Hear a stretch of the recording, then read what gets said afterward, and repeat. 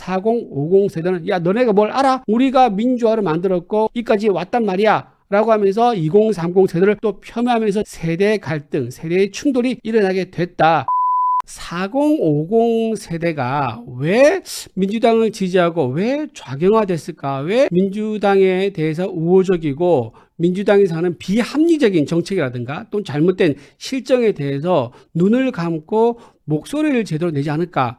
여러분 의아하시지 않습니까? 20, 30 세대는요, 잘못된 팩트를 보거나 잘못된 사실을 보면요, 거기서 판단을 바꿉니다. 그게 정상적인 거죠. 잘못된 팩트가 확인이 됐으니까. 근데 40, 50은요, 잘못된 팩트나 사실이 확인돼도 자기 생각을 바꾸지 않습니다. 판단을 바꾸지 않습니다. 왜 그럴까요? 왜 맹목적으로 40, 50 세대는 민주당을 선호하는 걸까? 그 이유를 좀 말씀드리겠습니다. 자, 좀 거슬러 올라갑니다. 1987년 민주화 운동부터 대규모 민주화 시민운동이 있었죠. 그때 1987에 영화도 나왔었는데요. 그때 넥타이 부대들이 거리로 나오면서 우리나라 민주화 운동에 큰 획을 그었던 사건이 일어납니다. 1987년이죠. 그때 저도 아직 기억나는데 그때가 제가 중학교 1학년이었습니다. 제가 나이가 50대 초반인데요. 그때 1987 대규모 민주화 운동을 경험했던 사람들이 전부 다 중학 시절, 고등학교 시절, 대학 시절에 있던 사람들이 지금 전부 다 50대가 됩니다. 50대 초반, 중반, 50대 후반이 되는데 이 사람들이 가지고 있는 경험이 굉장히 크게 작용했습니다. 많은 역사학자들이 뭐라고 얘기하냐면 이 당시에 1987 대규모 민주화 운동을 경험한 세대가 평생을 안고 가게 된다. 즉 권위주의 정부에 대해서 우리 시민의 힘으로 피를 흘리지 않고 정부를 바꾸고 시민들이 원하는 것을 끌어냈던 그런 결과를 얻은 거의 최초의 시민운동이었기 때문에 이거를 경험한 세대들은 우리가 움직이면은 세상이 바뀌는구나 라고 하는 그런 경험을 했다. 이것이 아마 40, 50, 특히 50 세대들에게 크게 기억에 남아있을 것이다 라고 하는 이유가 됩니다. 자, 두 번째, 딱 10년 뒤입니다. 1997년 뭐가 있었죠? IMF가 있었습니다. 여러분, IMF 때 저도 사회초년생 생활을 시작했거든요. 근데 40, 50 세대가 정말 생으로 사회초년, 사회 첫 발을 내딛는 그런 시대였습니다. 그때 사회초년생들, 신혼도 있었을 거요. 직장을 구하려는 사람도 있었을 겁니다. 근데 그 사람들이 그때 뭐를 경험하느냐?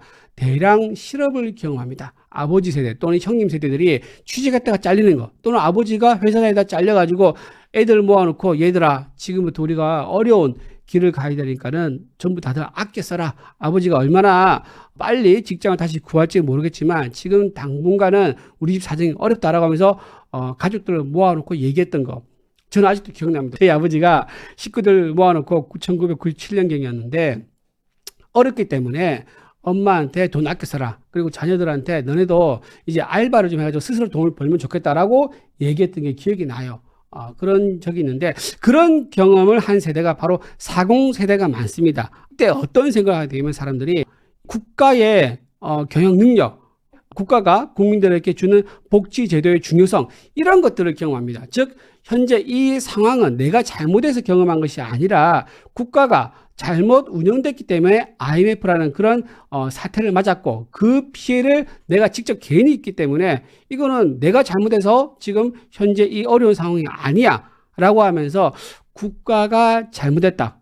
따라서 우리가 국가에 대해서 필요한 것을 요구를 해야 되고 국가가 잘못했을 때 대규모 움직임을 통해서 뭔가를 바꿔야 된다라는 그런 이제 인식을 가지게 되는 거죠.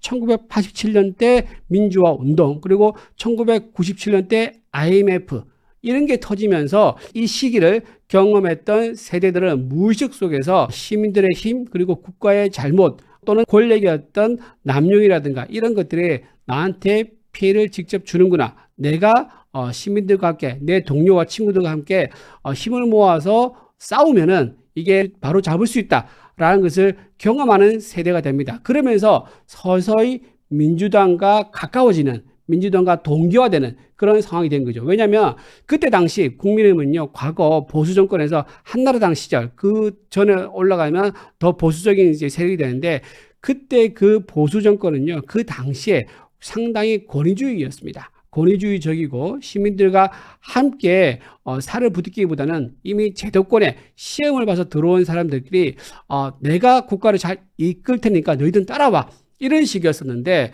그 당시에 민주당은요, 시민들과 함께 움직이는 그런 시민 활동이 굉장히 많았습니다. 한마디로 얘기하면 전국 각지에 진지를 구축해서 시민들의 조직화된 힘으로 정권에 맞서 싸우는 이런 것들이 많이 있었기 때문에 그때 서서히 우리가 힘을 모으면은 민주당과 함께 국민의힘 보수 정권을 향해서 저항할 수 있다라는 그런 생각을 가지게 됩니다. 그러고 나서 또 경험합니다. 2009년입니다.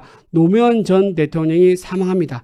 자, 이때 4050 세대들은 뭘 느끼냐면, 노무현 전 대통령은 우리가 탄생시켰는데 노무현 전 대통령이 죽음을 맞이합니다. 이 죽음에 대해서 이제 4050 세대들은 불만을 가집니다. 우리가 만든 대통령인데 어떤 부당한 외부 세력에 의해서 사망하는 이런 비극적인 상황을 겪다 보니까는 이게 또 마음속에 트라우마로 남게 됩니다. 그러면서 점점 더 민주당에 동조가 되죠. 왜냐하면 민주당에서 배출한 대통령이 죽음을 맞이했으니까 거기에 더 동정심을 느끼고 좀 더 동기화되는 그런 현상이 나타납니다. 네 번째로 2017년입니다. 박근혜 전 대통령이 탄핵됩니다.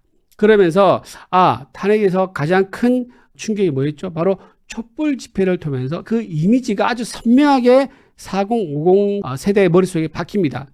밤중에 불을 켜고 거리를 꽉 메우는 그런 이미지가 4050 세대의 머릿속에 강하게 각인되면서 민주당과 함께 뭔가 정의로운 일을 하고 있다는 그런 착시 현상을 전부 다 공동으로 집단으로 느끼게 되는 거죠. 이런 현상이 바로 민주당 지지를 좀 더 강화시키게 되는 겁니다. 이렇게 1987년 민주화운동, 1997년 IMF, 그리고 2009년 노무현 전 대통령의 죽음, 그리고 2017년 박근혜 전 대통령의 탄핵, 그리고 촛불 집회, 이렇게 이어지는 세대를 경험했던 4050 세대가 한번 이렇게 생각이 포획되다 보니까는 이것을 벗어나지 못하는 겁니다. 벗어나지 못하면서 민주당은 맹목적으로 지지하는 그런 현상이 나타나는 게 아닌가 싶은 생각이 듭니다. 그런데 2030 세대는 어떻죠? 문재인 정부 때 조국의